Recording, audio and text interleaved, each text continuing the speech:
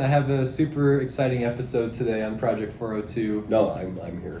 Exactly. Yeah. Yeah. Oh, okay. So I'm with the one and only Doug Smith, who is the co-founder. Is that the correct term? Yep. Co-founder of Ervin Smith. We're in the gorgeous building that they have in the center of Aksarben. And he's going to tell us today kind of a little bit about himself, his long journey over his 73 years of life on Earth. Got a birthday coming up. And we'll just hear kind of some tips about what to do when you're first starting out in a business and kind of rolling with the punches as you kind Can of you said. edit out the 73 years? No, just Sure. kidding. 73 years young. I'll add that. Okay. He's got a great sense of humor too.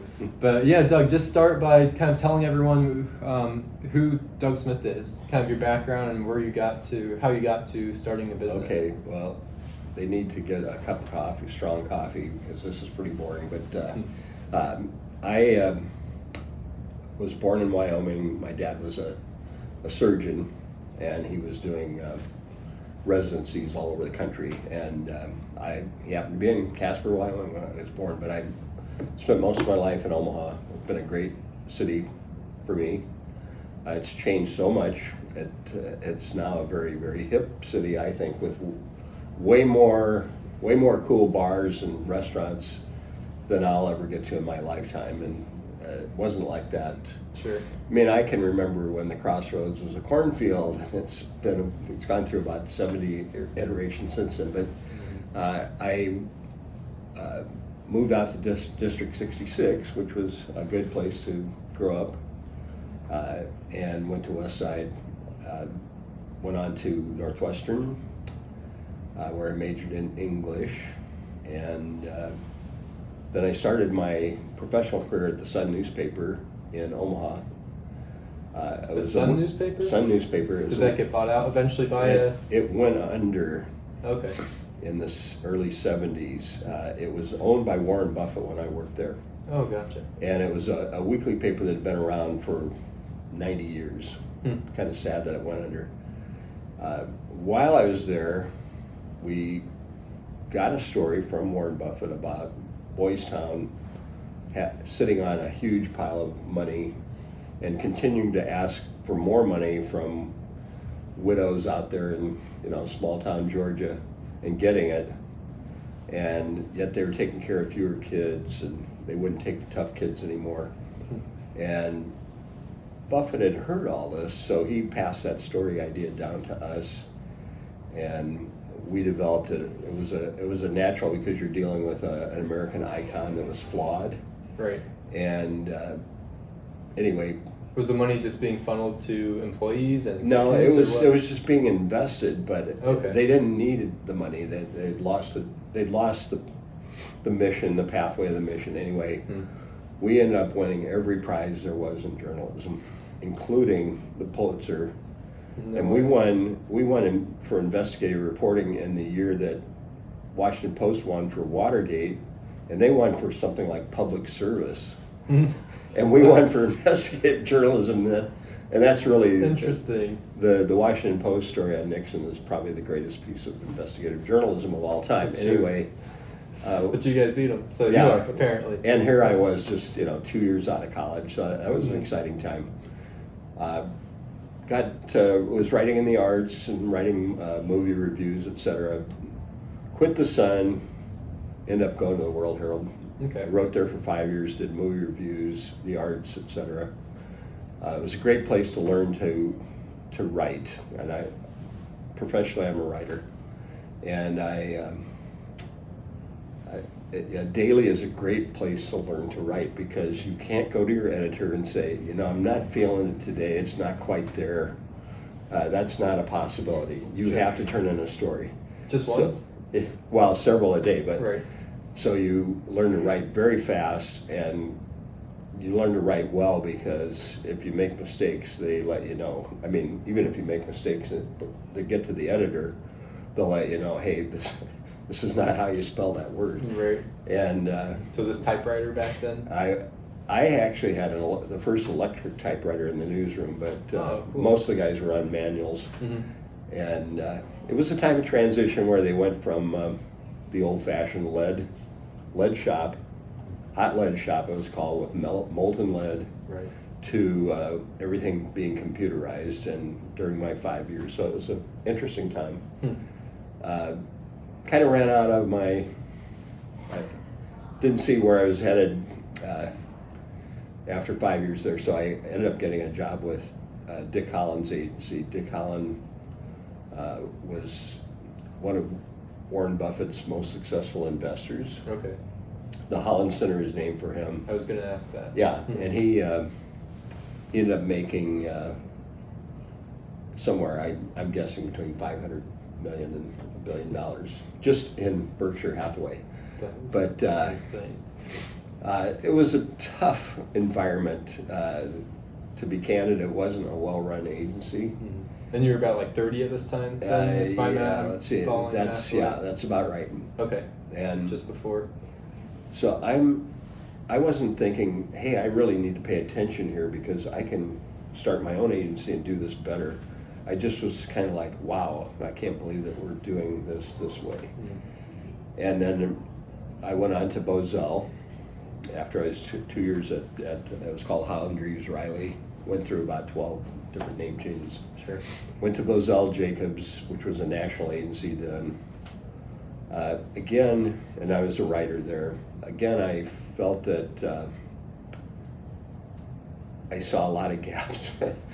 Now, this is 35 years ago, so I'm not criticizing Bozell today. I saw a lot of things that were a little shocking to me because I'm a little bit idealistic. That there was definitely the three martini lunch. Not for the creatives like me, but the account guys. They would take out the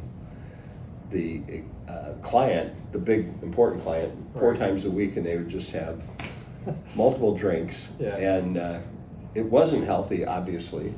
And it was kind of a sad situation, really. But that's one way you hung on to a client then. Maybe you still do, I don't know. Wine and dine them. Yeah. Yeah. Same thing kind of happens in insurance still. So I was hired to work on the Mutual of Omaha account. Again, I had so much luck in my career, I can't even believe it, but I got the Mutual of Omaha account. This part of it had been in New York with Bozell, New York. But Bozell, New York, big deal. Bozell, Omaha, nothing. They were firing Bozell, New York to bring it to Omaha, and here they hire me. I have no experience in direct response writing at all to do the writing. And so writings for their advertisements, or okay, direct mail and magazine advertisements. They were spending big dollars on magazine advertising at that time. I would imagine. So they still are. Yeah. I guess not magazine. Yeah, it's shifted. There used to be Family Weekly, Parade. You know, those were like inserts into Sunday magazines or Sunday newspapers. Sure. And you know, in today's money, it would be $5 million per placement. But wow. Anyway, I learned to love direct response, which nobody remotely likes or wants to even talk about. But it still is a very effective way to approach marketing. And really, the internet is very much direct marketing.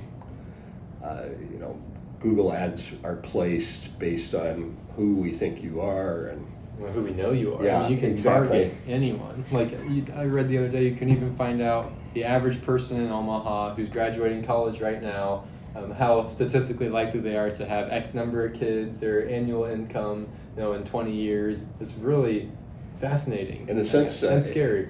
The ad agency business hates direct response and direct mail, but really, direct response has taken over all of marketing. It's just it's Facebook, it's Google, etc. So you're at Mutual of Omaha. Yeah. Where you're working for Mutual of Omaha for their ads. Yeah. So I was at Bozell for 3 years, and again, I wasn't thinking, gee, I can do this better.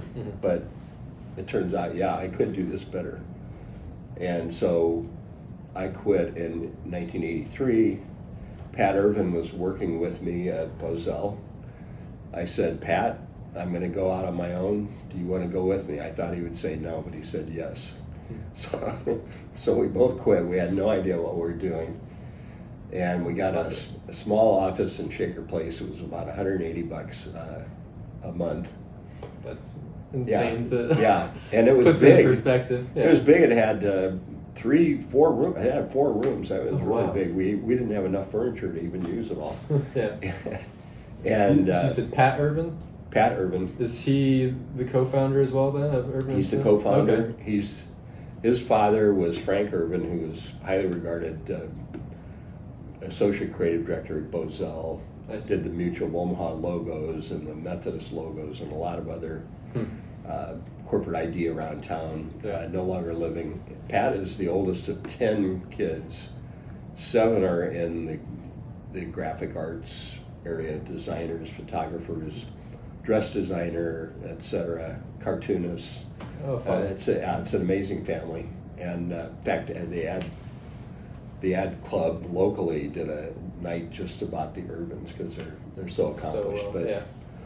And we started out, and literally I had calculated, to give you exact numbers, I had calculated we needed to gross $75,000 a year to pay our salaries, which is what we were making at Bozell. I gave Pat a raise. And pay our rent and pay something for equipment, et cetera, et cetera. Right. Did you have a business plan at least? That was it. That was the business plan. We need to gross $75,000. We need $75,000. And so then I figured, well, we're charging $50 an hour. Mm-hmm. I'm not big on overly complicated plans. We're charging $50 an hour, so we need to each bill 3 hours a day to break even at $75,000, and we'll be very happy we'll be making the same money. So very quickly we were billing each 8 hours a day. So I thought, man, we're doing well. We did well right away. Sure. How, may I ask? Do you remember how you landed your very first customer? We didn't have a non-compete with Bozell. You know, because we were we're creatives who creative. We don't fear creatives going out on their own. We fear account people. So we went out on our own, and we right away we picked up an account that Bozell was called Swanson Corporation. Then it's been absorbed into bigger, but we picked them up because Bozell said, hey, you're not big enough for us, but here's 2 guys that just started. They might be just right for you. So we picked them up day 3. Amazing. Yeah, the 3rd day. That's very generous. I mean, that shows a lot about Bozell's character, obviously back then, like you said, but just that they were willing to throw you a bone, even though you just left them. Well, what I found out later is everybody at Bozell thought these guys are going to last about 2 weeks. And it's so sad because Pat has all those kids. Nobody gave a damn about me. Pat has all those kids. And Bozell actually gave us work. Our ex-boss, Dick Sullivan, great man. He gave us work, and this sound corny, but Pat had created a character called Gus Gas for MUD. Okay. And they used him everywhere. If you'd go to a gas appliance dealer, Gus Gas was there. He had a personality. Was it like a smoke, or he was like a flame? He was a flame, and he was just a fun character that somehow made gas dryers more interesting. Anyway, as interesting as they can be. Yeah. So we got some money, much needed money from doing that. Eventually, Bozell got a little less generous because we started to do well. And rightfully so. People will help you out at the very beginning, but then it sort of trickles off. Yeah, but I'll just tell this story straight up. We had done a lot of work for First Bank Card. First Bank Card at one time was one of the 10 largest credit card issuers in the world. First Bank. First National Bank's credit card. It's called First Bank Card, and we had done a lot of work for them at Bozell.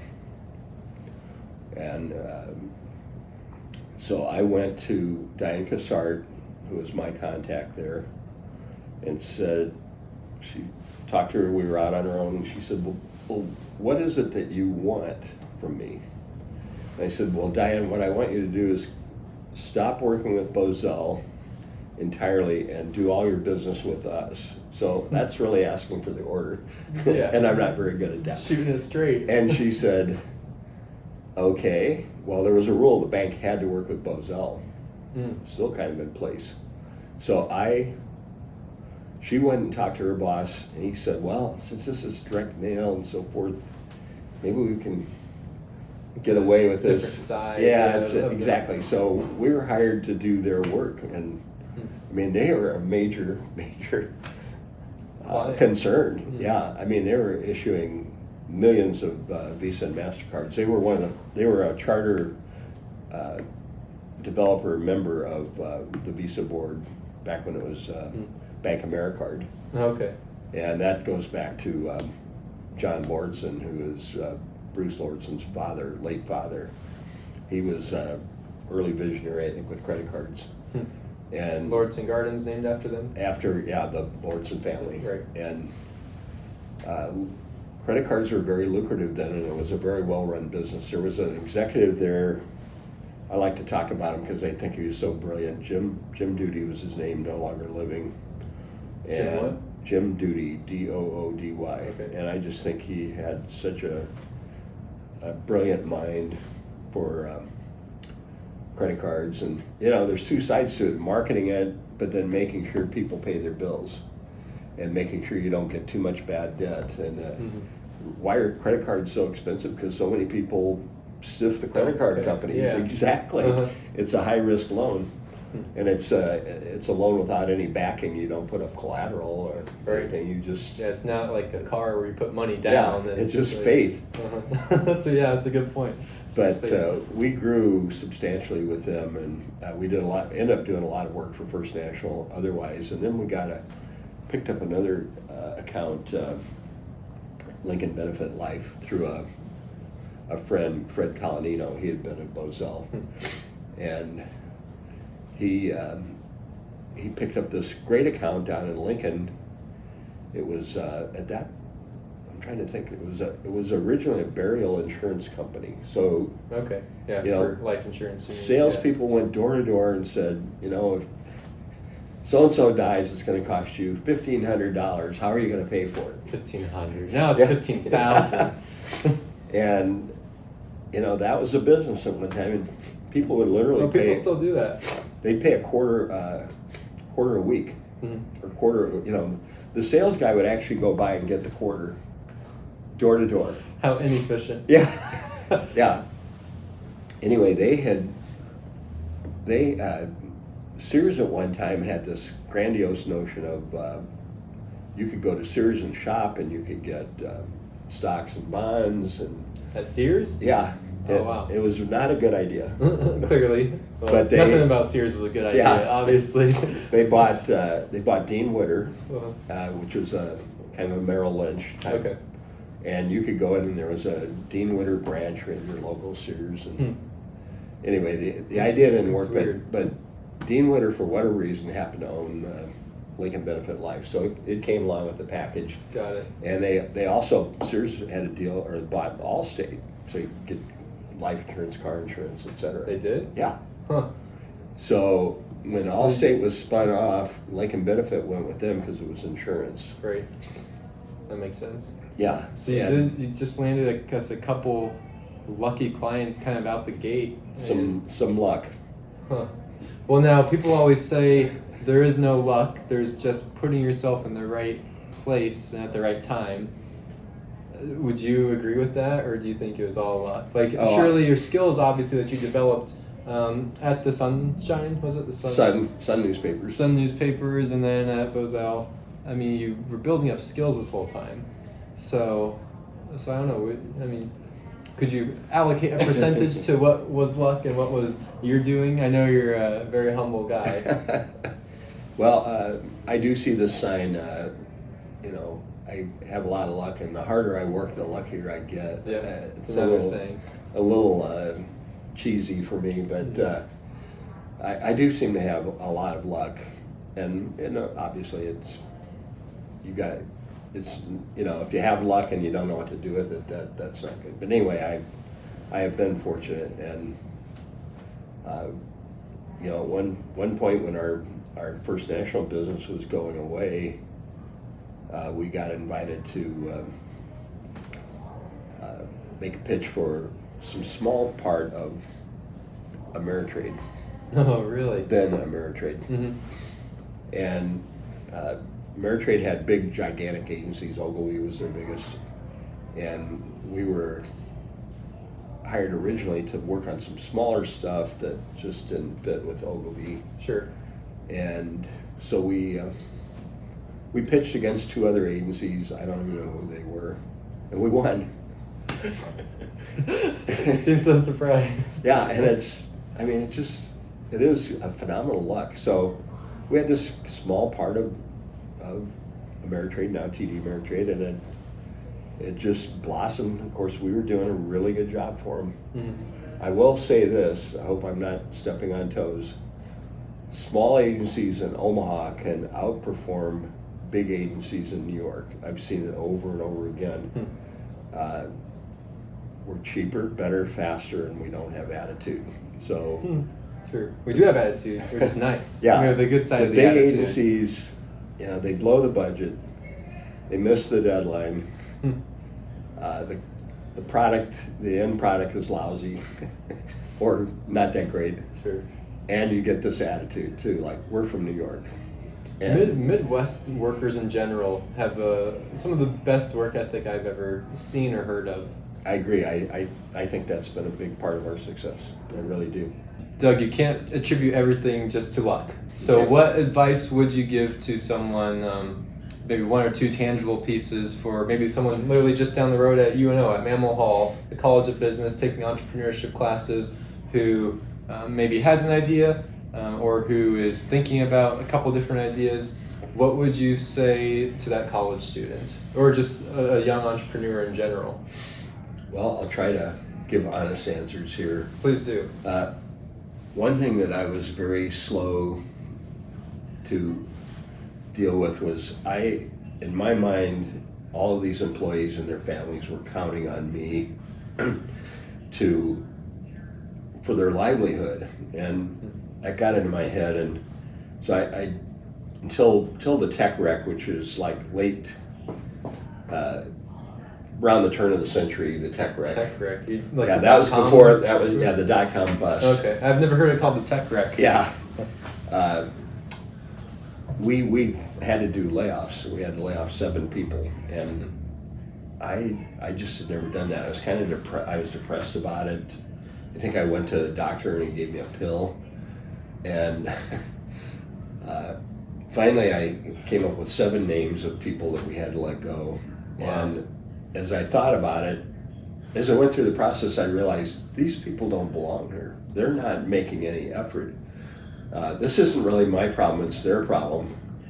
And kind of the lesson I learned is, it's a two-way street. Now, it sounds so simple, but it took me a long time to get to that point that I'm going to do everything I can for that employee, and that employee has to make good on their part of the bargain as well. And if they're not, they really need to go somewhere else. And I think there's something to the phrase, hire slowly, fire quickly.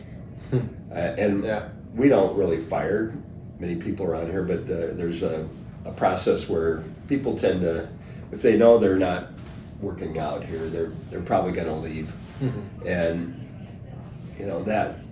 here's an example. If you have a really bad employee that's worth 0, they're actually worth less than 0 because they're taking time, resources, mm-hmm. energy, management time, etc. So they're really like a -half or so. And you need your employees to all be a whole. Cy Wakeman is a Omaha-based employment guru who I really admire her philosophy. I don't know if you've heard of her. Mm-hmm.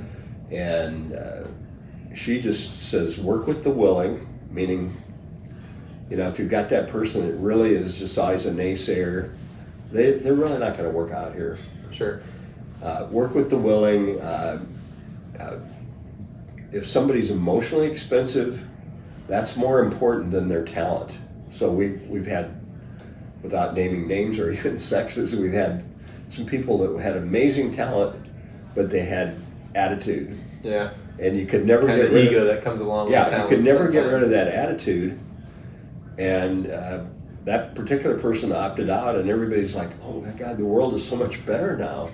It's just we can get things done. Boost the energy in the environment. The culture is the buzzword. Yeah, It brings up the culture of the office. It's a woman. This woman's boss, who's also a woman, she was spending an hour a day trying to deal with the issues, and so getting outstanding people who really want to work for you.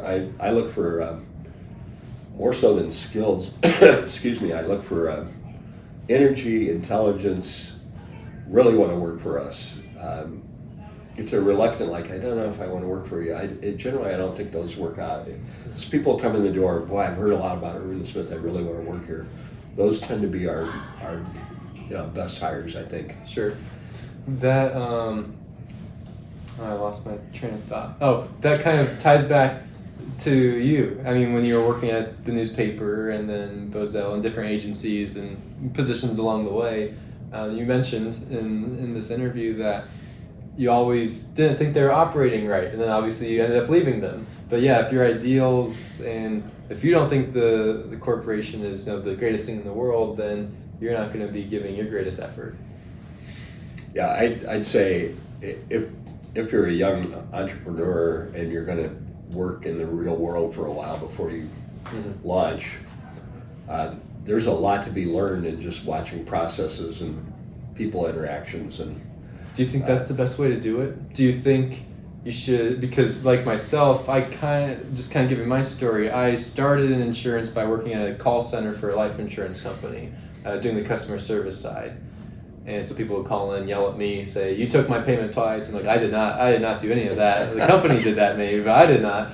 But so I kind of dipped my toes in before just jumping into like a sales role. And do you think that's a recommended thing? Because also you hear the flip side where people say, "I knew nothing about this business. I heard the eclipse was coming up like a couple of years back when the eclipse was a thing. People made hundreds of thousands of dollars learning how to create, what do they call it, like their own personal branded eclipse glasses and selling them online. They knew nothing about merchandising, nothing about packaging or the distribution channels, but they did that." I think we bought some.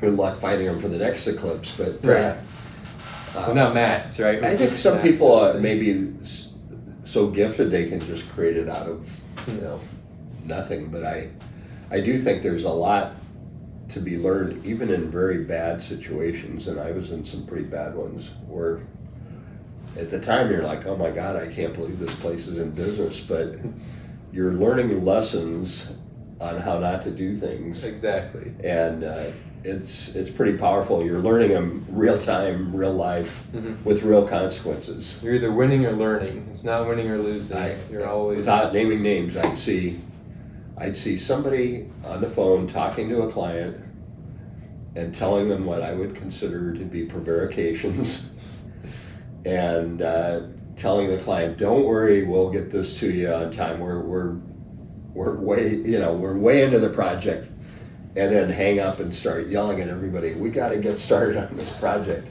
Oh and my gosh. That's just not how to do business. And yet I saw it. That's how some people were doing business at one time.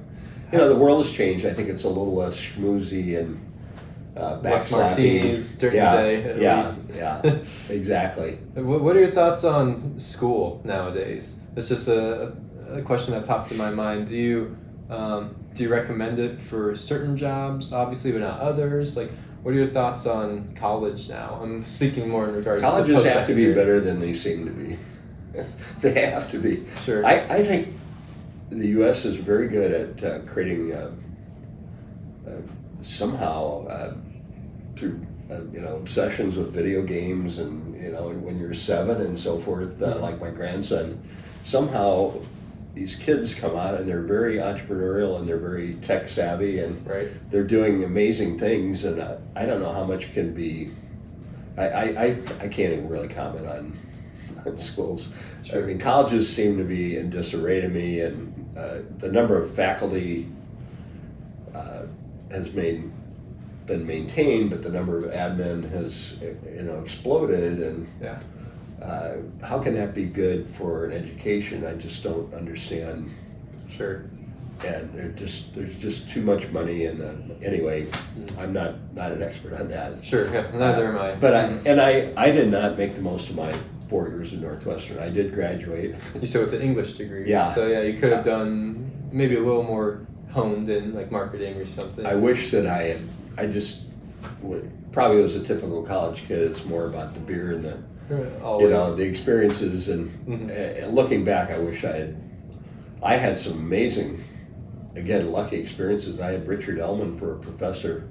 I don't know who that is. Yeah, he wrote biographies of Oscar Wilde and others. He's just a brilliant man, and I happened to get him at Northwestern. I was lucky he was there.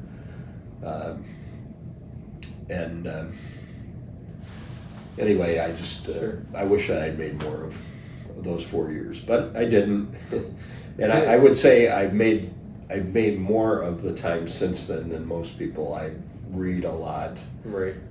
Take in a lot, and I try to be thoughtful about a lot of things. It's funny you said that because, well, people can't see it, but my iPhone recording this is stacked on a bunch of books.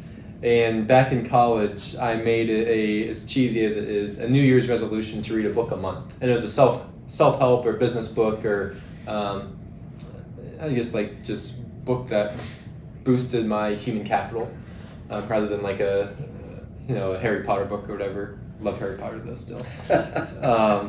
But also at that time, I was helping my cousins build a coffee company, Madrina's Coffee, right out of high school. And while I was in college for a couple of years, and my degree going into college was entrepreneurship and marketing. And I quickly learned that I was learning more just kind of doing the work actually with the coffee company than a professor could teach me who's never started a business or has only really just taught. And so I'm glad you mentioned your education continued after college because I switched my majors, but then I learned more. I mean, I remember like 3 things from college. I'll be quite honest, but I remember so much from these books right here. Like I could give you a quick 1-page synopsis on all of them. And I've been doing that since about, I think it was 2016. I dropped off a few months here and there, but picked it back up fully this year. And I think that's important to, I guess, supplement formal education maybe with books that are in your passion. Because I mean, as a college kid, I mean, even right now, you have like advertising, marketing, digital media. Those aren't your only passions. I mean, you might go bow hunting on the weekends in the summer. I have no idea, but I think it's important and critical for kids. I call them young people to expand their knowledge in more than just their major. I mean, it's not the only thing that defines you, and you're probably not even going to use that. I mean, I don't use either of my majors, real estate and finance. Like, I do insurance. I'd say, as busy as people are, a book a month is a pretty ambitious goal. And if you can meet that, I think that's great. I'm reading more than that, but I have a lot of free time these days because nobody needs me. But I listen to audiobooks, which I highly recommend, and I read real books, and I read on my phone, and I read on my iPad. I mean, I read books so I really have 4 different ways to read books. And I do like the paper book, but if I'm sitting, like I was sitting at McDonald's this morning reading A History of London on my iPhone, and it works just fine. I love it. Yeah. Do you ever read multiple books at the same time then? Always. I've never done that. Sometimes I sort of run out of gas on one of them, and I'm over there in the pile, and I'm like, I got to get going with that one again. Maybe I'm too ADD. I just get I get it mixed up. I've tried it a couple times, but I'm like, wait, was this tidbit of knowledge from that book or this book? One thing I would recommend to younger people in business, and I haven't had much luck doing this, is don't just read business books, business theory books. Read books about business people, and a good example, I think, is Walter Isaacson's biography of Steve Jobs. So Steve Jobs... You're not endorsed by that, are you? Okay, no disclaimer that I need to add? Okay. I think Steve Jobs is clearly the great business genius of our time, and maybe of all time. And yeah, the car is a great device, but it was invented by 100 people or 500 people. He invented devices which we now use all day long. Literally. And the phone is literally part of our body almost. Yeah. It's like if I don't have it, if it's missing, you're really distraught. And the Walter Isaacson biography is quite good. And by reading about a business genius and the mistakes he made, which he made plenty, and how he dealt with like a partner, Steve Wozniak, who was not as gifted as he was, but very gifted, and how he dealt with really a betrayal by John Scully, who was the CEO he'd hired from Pepsi, and how he dealt with just everything in his life, like he was adopted, and he actually knew his real father, but his real father didn't know that Steve was his son. Did they take that biography and turn it into a movie? Because I know there's at least two very popular movies about Steve Jobs. I've seen both movies. The one with Ashton Kutcher is pretty good. I think that's the one I've seen. Yeah, I mean, he looks like Steve Jobs, but it's a pretty slapdash effort. And then the other one with Michael Fassbender is, I think, first class. It didn't do that well at the box office. It is a great movie. Seth Rogen plays Wozniak, and Jeff Daniels plays John Scully. It's really, really good. Sure. One of my favorites. I'm terrible with actors and actresses. I cannot remember any of them. And I think he really gets Steve Jobs more so than Ashton Kutcher. He really gets that, like... Well, there's a walk that he does too. There's a specific walk that, the way Steve Jobs walks. That. Oh, did he? I didn't even notice that. Maybe I'm thinking of something else. But no, I think it was. Kate Winslet is in it. She's very good. It's an absolutely great movie. But the biography is so wonderful, and it's full of business lessons for any business person, I think. Mm-hmm. But I can't get anybody else to say, okay, I'm going to read that book. I've given it to people, and they just give it back to me like, really? I never got around to this. I have a running list on my phone of 212 books that are on my to-read list. Oh, yeah. So it's a long list. I've read the history of the telegraph, which was called the Victorian Internet. I just find a lot of interest in developing technologies, history, yeah. Even if it was 150 years ago. Right, because it gives you insight into the way those people were thinking.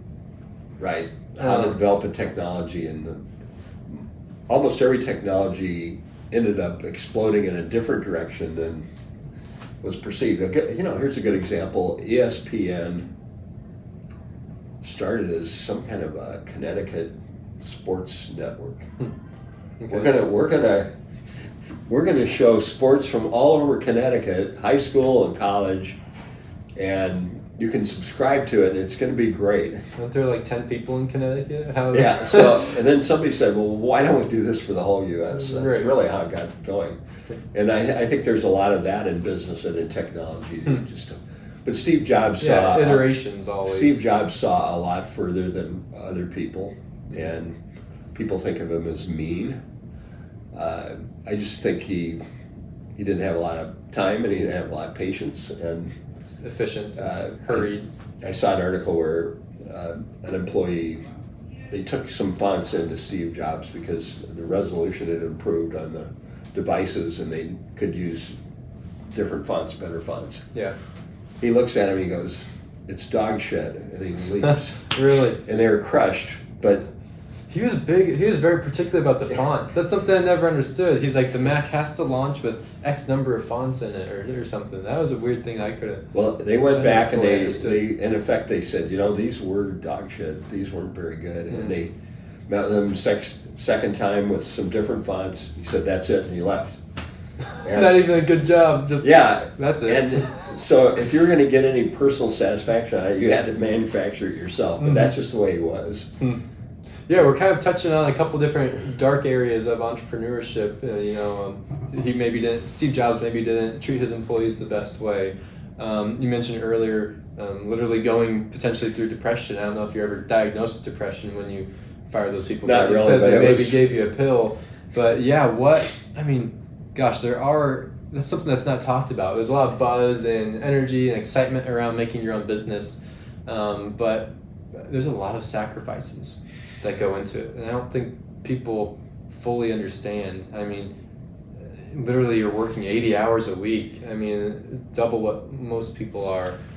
social life, you're giving up a lot in that area. Relationships with a significant other deteriorate often when someone goes into business for themselves. I mean, there's a lot of darkness that comes along in entrepreneurship too. Yeah, I'd say when I worked at the World Herald doing reviews, I would frequently go to a play, go to a concert, write the review, and I'd get home at 11:30. Mm-hmm. The Herald wanted you back in your seat at 8 a.m. So wow. It was hard on my family. My wife was great about it, and there was never friction about it, but I wasn't there for my kids a lot of nights, and yeah, I'd say Pat was one to pull all-nighters. And, a lot of coffee, just syringing and caffeine. I was into more his the body. guy that I would go home, have dinner, sleep, and then I knew exactly how long I had to write this piece. So if the piece was due at 9, I would get in at 4. I would write it, and it was good enough that it was really good, and it was done by the deadline at 9. Wow. That's the way I like to work. I like to have that pressure. Mm-hmm. Couldn't do it the night before for whatever reason. But, procrastinator. Yeah, I really was kind of a procrastinator, but I knew just how much time I needed to make it good. I never felt like, gee, I wish I had a lot more time. Mm-hmm. Well, it shows just that you know yourself, I think, and you know the way you do things. What would you say is the biggest sacrifice you personally have had to go through from building your business? Well, one thing that happens when you run your own business is you make enemies. You don't intend to. You don't think you're going to make enemies. Why would I make enemies? Right. But you're just out helping people. Right? Some ex-employees are bitter, etc. And I probably have some people around that don't really like me. I have a lot of people around that worked here that do really like me, and I'm grateful for that. And we've had a lot of throughput. The agency is about 40 people, but over the years we've probably had 200 people that have worked here, including interns, 250. Sure. I mean, it's just the nature of this business, and so that's a sacrifice, I guess, that some people leave here and they're not very happy. Sometimes it's not really my fault. I can do anything about it, but yeah, because you're so high level. As you say, no one needs you anymore. The yeah, thing just exactly. kind of is on a rotating they're system. like, what are you doing here? I always say the less I come in, the better we do. So a great personal sacrifice, I'm not coming in at all. But geez, I don't know, I didn't feel like it was a sacrifice. I really didn't. I don't feel like, man, I wish I'd travel more, spent more time with friends, spent more time with my family. Sure. Well, maybe worked out, but you got to make time for your family. I mean, you absolutely have to. That's just essential. And I know men that didn't, and they're saying to me, I'm going to spend time with my daughter because I never got to know her when she was growing up. Well, that's an obscene thing to say. That's so bad. That's so sad. Huh. Or, same guy. I'm doing this with my grandchildren because I've never gotten to know them. What kind of person are you? And he thinks he's saying something, good. Yeah, like I'm so dedicated. I never got to know these people. People forget the true important things in life very often. Yeah.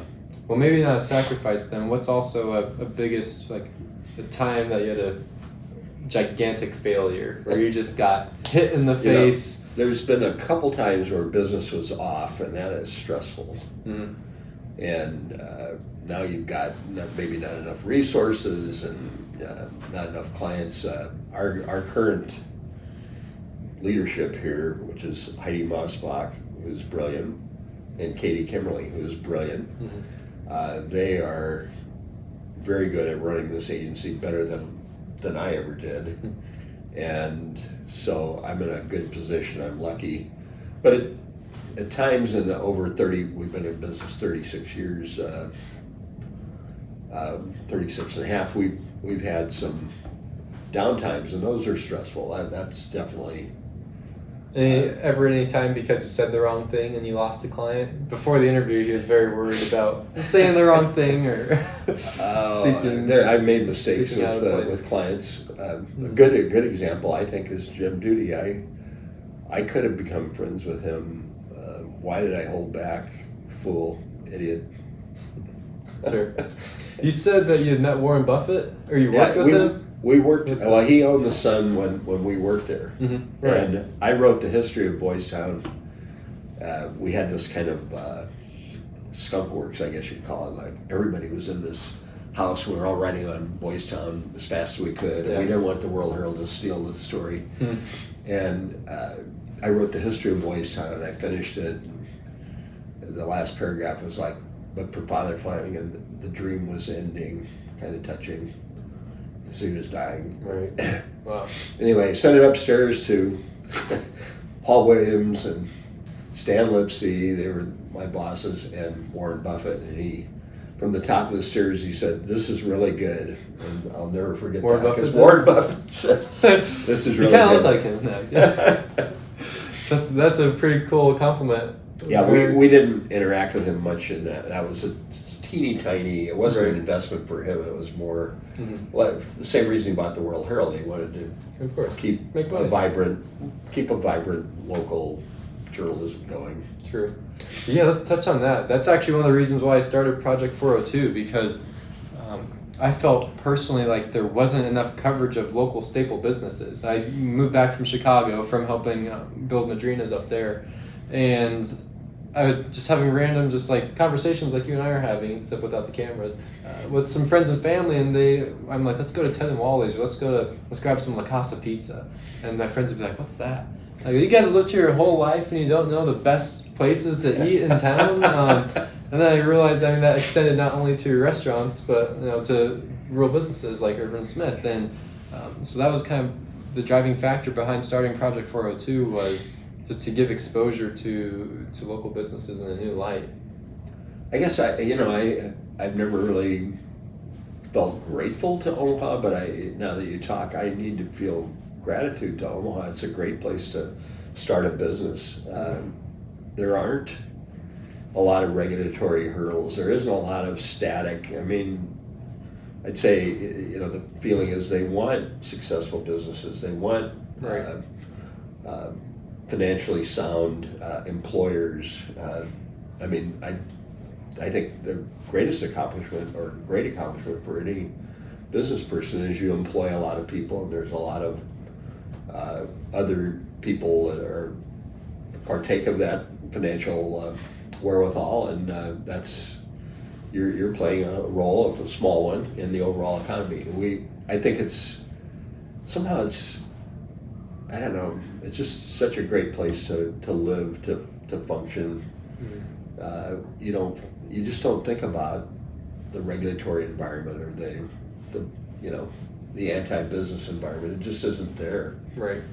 And I probably should have been a lot more grateful about that than I have been. Sure. Yeah, I just feel like there's not much publicity towards local businesses. But then again, I don't really read the newspaper too much, or I don't watch any television. So maybe I'm just not seeing it. But I felt like there's a big lack in the market of just sharing kind of stories, just sharing local stories. The media, unfortunately, they thrive on the two biggest emotions, which are fear and anger. And so you see a lot of posts, obviously now, especially with the coronavirus. Hopefully by the time this gets published, that's over. And people say, what's that? Right. But yeah, I don't know. So I wish there was more exposure for businesses like Ervin and Smith. There are a lot of great stories, obviously. We have been a great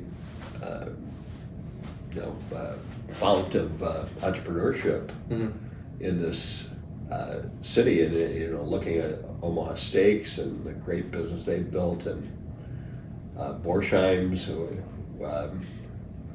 Warren Buffett, Nebraska Furniture Mart. Warren Buffett is obviously participating in all of those. Many insurance successes, Mutual of Omaha, Central States. I'm surprised you know about Central States. Not many people know about them. Yeah, They got a cool building. we interfaced with them quite a bit when we were doing credit cards because they were doing some credit card insurance. I'm contracted with them. Are you? Yeah. So many great insurance companies and Home Instead and Right at Home and a whole new categories. We just seem to have a knack for, let's just do this and let's make some money and let's employ some people and make a lot of people happy, and that's great. Successful businesses and a successful economy lead to a lot of people who are pretty happy with their lives. I agree with that. What would you say your favorite thing about Omaha is? And you take that whichever direction you want. Take it to you love the weather. I'm kidding. No one's ever said that. I don't think anyone ever will. But yeah, I hear a lot of complaining about traffic, but if you've driven in Chicago or driven between Baltimore and Washington or driven anywhere in kind of the eastern part of the U.S., it's like every time you turn the corner in a parking lot, there's 12 cars coming at you. Right. You know what I mean? It's just, things are a little easier here, and there's a lot of complaining, we're no longer a 20-minute city, but in general, I feel like it's easy to do things here. The schools are good. I mean, I live down in Cass County, so I should talk, but schools are good. Wait, where's Cass County? I should know it's this. South of Sarpy. The Plattsmouth area is Cass, right? Plattsmouth is the county seat. I live at the other end of the county near Mahoney Park. Okay, got it. On an acreage. Nice. But I'm 3 miles from the interstate. It's 30 minutes from my house to here, so it's not bad. Still like less than the average commute nationwide. And it's not a stressful commute where you're that stop and go. If you've ever been in that, which I'm sure you have, you think, how can people do this every day? It's just...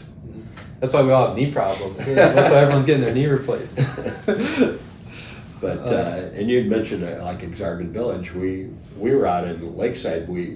Pat and I built that building. What do you mean? We were the investors. We owned the building out in Lakeside. The hospital? No, the building we were in. Oh, Ervin okay. Smith. And gotcha. Sorry, and at that time, Lakeside was going to be all health related, and no fast food. Right. And that concept wasn't working, and so they opened up some of the lots to outsiders, and that's where we came along. So we came along just at the right time. We were again very lucky, very low cost, and we built a really nice building. We were there 20 years, I think 19. But it was a suburban office building, and agencies like to be young and hip and crazy and etc. For sure. So Katie and Heidi said to me, well, there's an opportunity in Aksarben Village. So we came down here. Rest in peace to Gordman's. Yeah, we looked at a couple places, and the space we're in now, Gordman's was going to develop this out, but didn't need it at that point in their cycle. So still don't. Yeah. Yeah. So we got raw space that was beautiful. Yeah.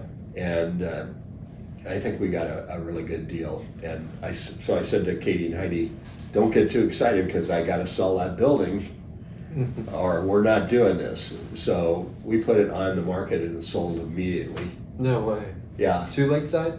Or no, to Heritage Communities. Okay, yeah. And, but we didn't have our lease yet here. And then Heritage Communities in the financial or in the documents, they can back out for really no reason. So you go through this limbo where like, are they going to back out or wait, are we going to get a lease here? You sold the building before you got a lease. You have to. Huh. You have to. It's terrifying. So I said to Heidi, either we're going to have two places or one or none. But it's one of those options. It worked out, and we worked with Jay Noddle a lot, and I love the development, and it's been great for us. So we're coming up on 3 years here, which most people think we've only been here, a few months. And I remember when you guys moved here. Do you? Because I live in like about a mile and a half away, maybe 2 miles away, and I drive by Aksarben all the time. And I remember going through what street is that? That cuts right through. 67th. Yeah, 67th Street. And I was looking up to the left, and I go, that sign was not there before. Who are Ervin these Smith. guys? Yeah. Yeah. Well, it's funny because when they took down the Gordman sign, Yeah. this was the only sign on the building above the retail level. Mhm. And some people were starting to call it the Ervin Smith building, which we had this teeny little corner of this. Sure. But that sign has been a godsend to us. Yeah. And we love the placement of it, the size of it, and we feel like It works really well. Yeah. It caught my attention. people are like, Ervin and Smith, they must be a big deal. Yeah, Aksarben's one of the districts, I guess call it. We love the word district in Omaha. Aksarben's one of the districts that is one of my favorite. It's more of a business district because obviously it's not fully mixed. I mean, we're not in an apartment, and there aren't apartments above us.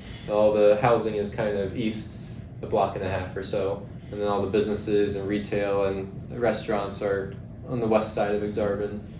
But what do you think about all the other districts popping up? Do you have anyone It's incredible. in particular that you love? Do you think we're doing too much and they're not going to be able to rent all these apartments in certain areas? These developers are smart. I think they know what they're doing. Probably. My brother's active in the Blackstone district, and I can't tell like if Midtown Crossing and Blackstone are kind of joined. They're so close to each other now. Right. I don't really know, but Eventually they will I mean, be. my wife grew up in Benson as a young girl, and it was just it was almost like a small town downtown. Wasn't that much to it. Now it's so hip, it's unbelievable, and I do love going there. I live 30 miles away, so drinking and driving is a concern of mine at all times. But I do love all the great beer places we've got. I love, and I do love all the districts. The lumber, what do they call it? Lumberyard district isn't quite coming together for me yet. But yeah, it hasn't done what they expected it to do. Sometimes it takes a long time for things to take off, and people don't appreciate how long the investors have to sit without any income coming in. Mm-hmm. It's a risky business, but oh yeah, I can't tell if the Cottonwood Hotel is a brilliant idea or not. I would just see a lot of risk there running a hotel, but sure. I wish them well. I interned for Matt and Jay. Did you? At Green Slate, yeah, back in college. What do you think of the hotel? You think? I don't know. I honestly haven't read much about it. I don't know. It looks like a lot of dollars have gone into it. Yeah, sure. They have a lot of dollars.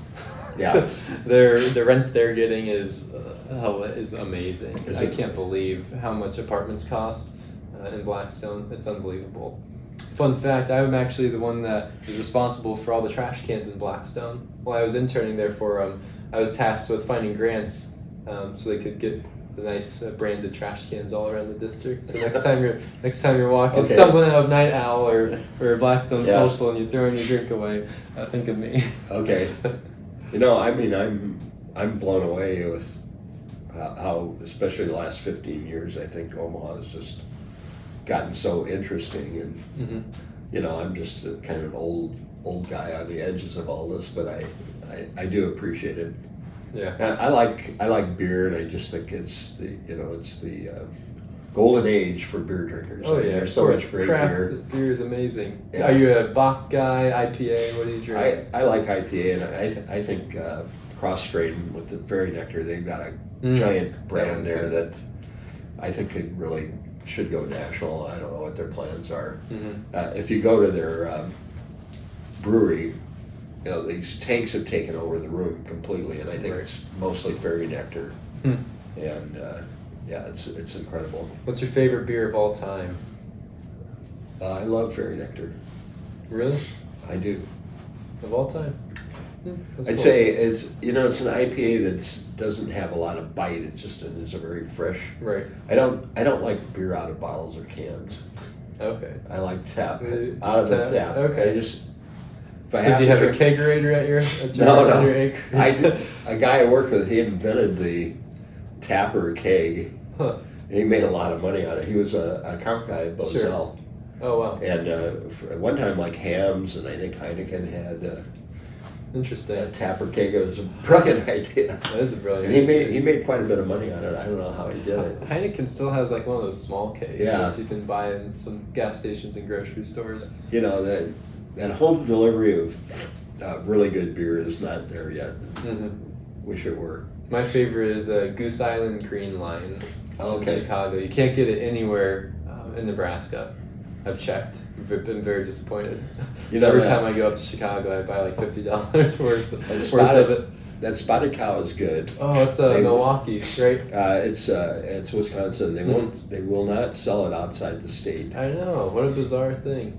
And some guys from Minnesota that had a bar came over and bought some Spotted Cow and started serving it in their bar, and they got in trouble. Yeah, both with Spotted Cow, with the brewery New Glarus is the brewery, and with the Minnesota authorities because they were selling an unlicensed beer. Oh, that's bad. That's right. But that's a very good beer. There's just a lot of great and not so great beers. Let's face it. But of course, I don't know how many breweries are in the state of Nebraska, but I think there's over 50. Yeah, I'd be curious to find out. So, I mean, if you like beer, it's a great time. It's a good town. Well, so summing this all up, why should someone from a big city like Chicago, we keep mentioning, or New York, why should someone move to little old Omaha? Well, we get a lot of our employees are coming back here. Either they've had children. I think it's very common. They love Chicago or whatever. They love New York, but they got married and they had a child, or they're going to have a child, and things changed, and it's just obviously if you've seen kids in downtown Chicago come out of high rises, there's just something off with that. I hate to say it, and we get people coming back to be with their parents too, who are getting on in years, et cetera, et cetera. Those don't sound like great reasons, but I think it's good schools. Family can sum it up. It's what you're trying to say. Exactly. And our business is, to some degree, wholesome families, I call it. We're very mom-friendly, tons of flexibility, make it an easy place for talented moms to work and thrive and make a contribution, and yet not get pulled away from their kids and kid activities at school, et cetera, et cetera. Not everybody is there yet with that, and